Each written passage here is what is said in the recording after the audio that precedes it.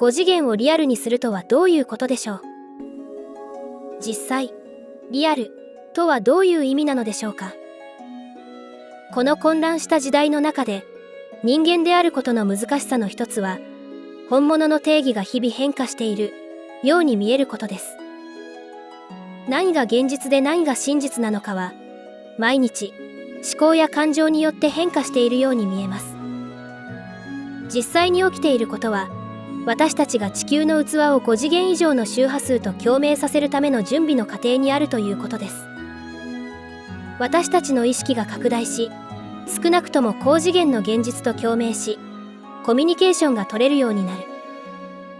その時、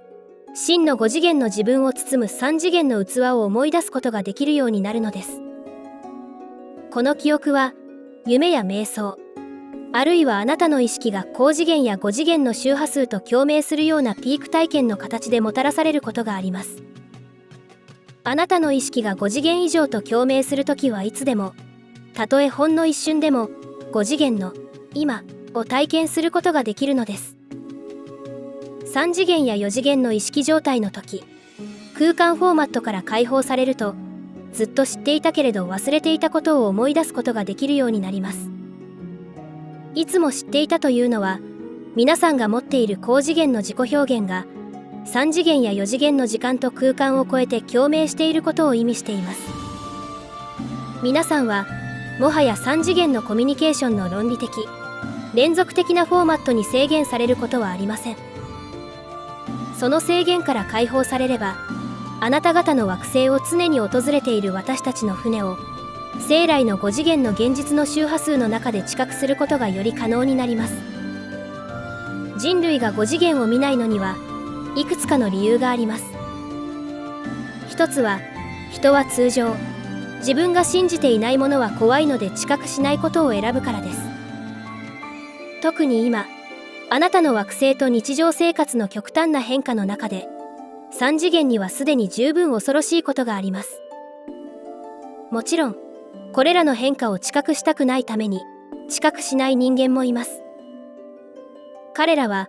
自分たちよりもはるかに進化した文明や、自分たちがコントロールできない現実が存在することを信じる準備ができていないのです。3次元には多くの課題があり、特にあなた方の現在の時代では、